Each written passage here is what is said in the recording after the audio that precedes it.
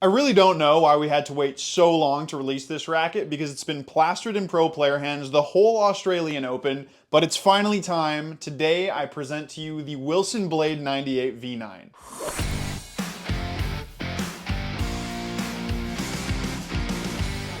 Hey everybody, it's Luca from Rackets Runners. So as many of you know, I love the Wilson blade. Over the last 5 years, I've been scooping up every single used blade I see on classifieds pages, and I'm proud to say that I now own each one. So when a new blade comes out, I get pretty excited, but I don't think that's the most unique thing ever. Everyone likes the blade, and I'm sure this is going to be another mega popular one. Just look at how beautiful this thing is. The paint job is great, but what we really care about is how it plays. But before we get into any of that, let me remind you that any of the rackets we talk about here, you can check out on our website, racketsandrunners.ca. And please remember to like the video, subscribe to the channel, and let me know in the comment section what you want me to cover next. So we're going to be talking about the Blade 98 1619 today, but don't worry, the 1820 review will come soon, and it seems we might even be bringing in this Blade 100 everybody keeps talking about as soon as they're available in March. But let's talk about some specs, although at this point the blade has been around for so long, you're probably familiar with most of them. It has a 98 square inch head size, it weighs 305 grams,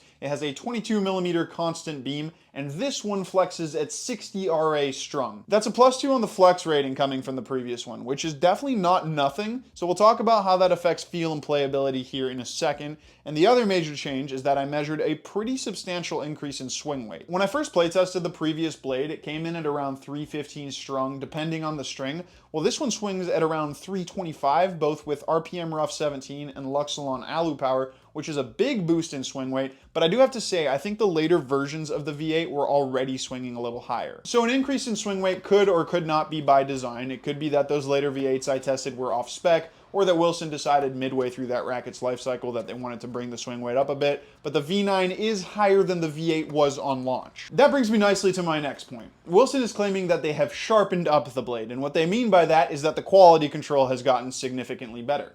Yes, that means that Wilson's historically bad manufacturing tolerance should be gone here in theory. Now, from what I've tested with a few of them static weight-wise, it does seem like they've gotten better, but I wasn't able to take out the header card from a bunch of blades to test the swing weights, and that's when we're really going to tell the difference. I'll update you on that in the future, but how awesome that Wilson is finally taking quality control seriously. I also absolutely love that the better QC is actually part of the marketing for this racket. Like, shouldn't that just be a given, not something you're proud of? Anyways, the last update here is the one everyone is waiting to hear about, because up until now you're probably like, has anything changed? Well, yes, because there is a new layup technology in here called Stable Flex. Honestly, I'm getting a little lost with all these Wilson stabilization technologies. Since 2019, there's been Stable Smart, Feel Flex, Paradigm Bending, 45 braid, and now Stable Flex, which I guess is just a nice little blend of all of those combined into one or something like that. It's supposed to stabilize the hoop, but still keep the feel and pocketing soft and the racket sturdy on impact. Blah, blah, blah. We've heard this before, but the main thing here is that the layup is different, and that combined with the stiffer flex makes for a noticeably different feel.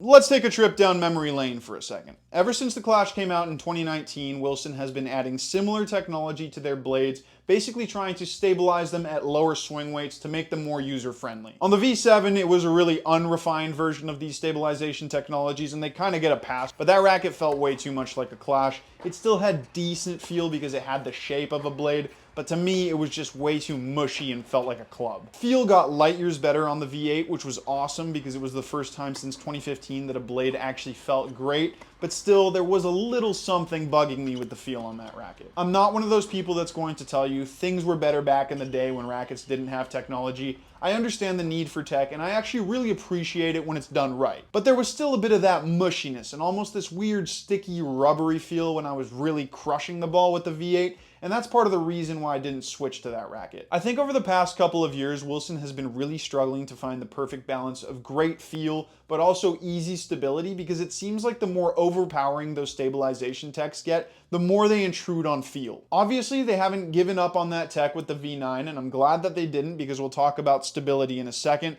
but I'm really happy to report that they have improved the feel. It's not as big of a difference as it was going from the V7 to the V8, but there's an undeniably more crisp response off the string bed here, and also just a more well-defined sweet spot in general. You feel more feedback when making good and bad contact, which creates a better connection to the ball, and it's especially that sticky feeling I just mentioned that is pretty much all gone gone. This blade just makes me feel that Wilson is methodically refining their stabilization technology to make it still effective at what it's supposed to do, but each time they release a new one, it's just a little bit less intrusive on that raw feel we love from thin beamed graphite. I always like to compare the newest blade to the 2015 blade because this is my personal favorite, and while I do think this still provides a more pure hitting experience, this is the closest I've felt to that racket since it was discontinued. Now, how about that great stability? Because one of my favorite things about the previous blade was that it was still so stable and playable even at that low 315 swing weight. Well, the swing weight has increased here, so the racket isn't as easy to swing,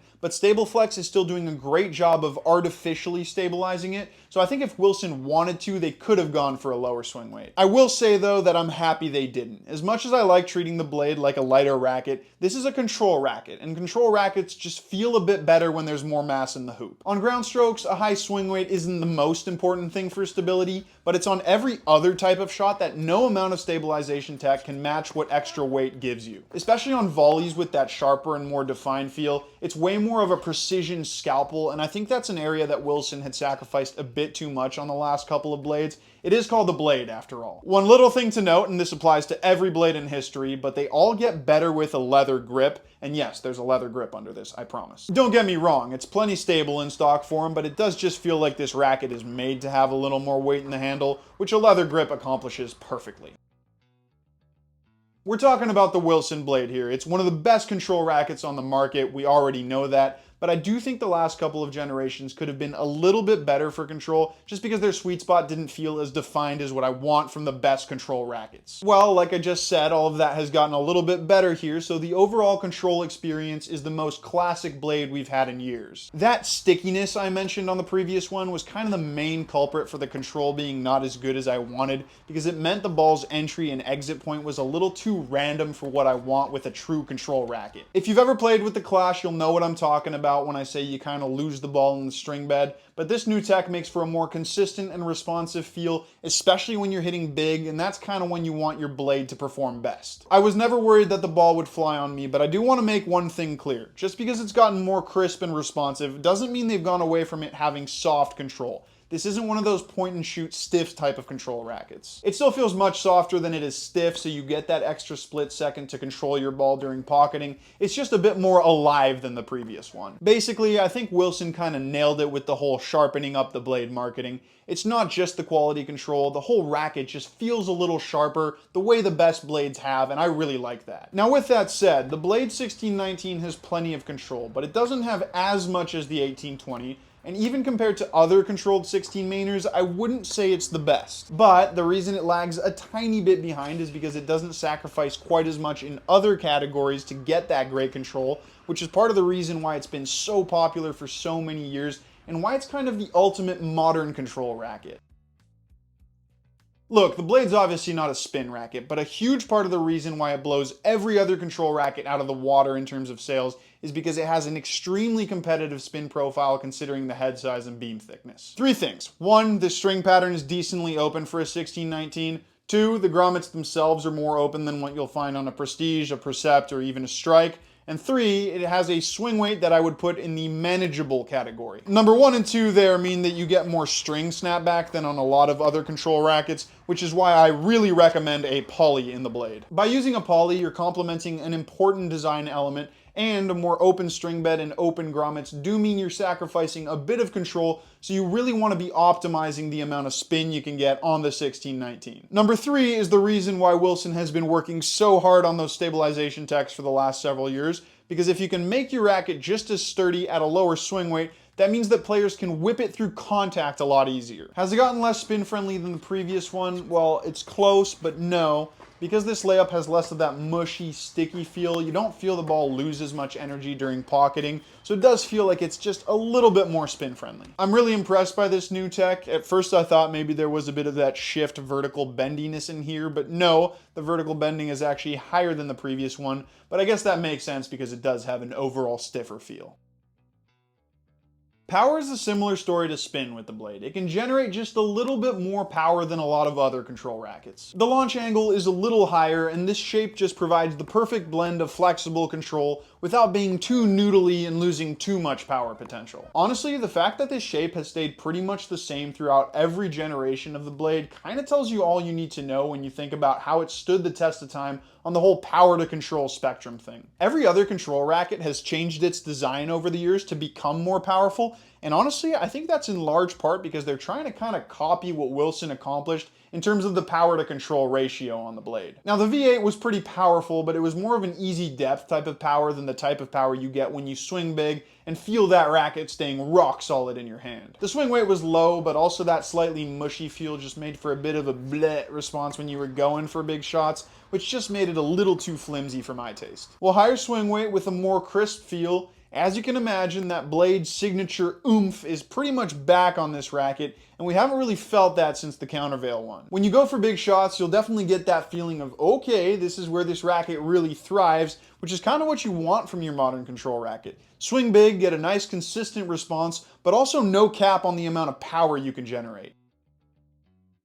The 1619 blade is the #1 control racket that I recommend because 1, it's easy to use, so it's a nice introduction into this genre, and 2, it's so good in every other category outside control that it's kind of just the perfect all-court control racket. The reason people like control rackets is because they want the most consistent and precise feel, because that gives them the most confidence every time they make contact with the ball. The blade has that, and then you get all the other things that come with control rackets, so good feel, good comfort, and a platform frame if you do want to customize your racket. The blade kind of has it all, which is why a lot of people should look at this. A lot of people do, to be fair. Juniors who are looking to move away from 100s, advanced players who are looking for one of the most well-rounded control rackets, and even some of the older players out there who still want that classic control but need a little bit more help, it really can work for everyone. Well, everyone as long as you have a decent level of tennis. This isn't a 100, so it's not going to help you out that much, but it's a control racket that will help you out. The fact that it has gotten a little bit more responsive for this generation just makes it perform better, point blank.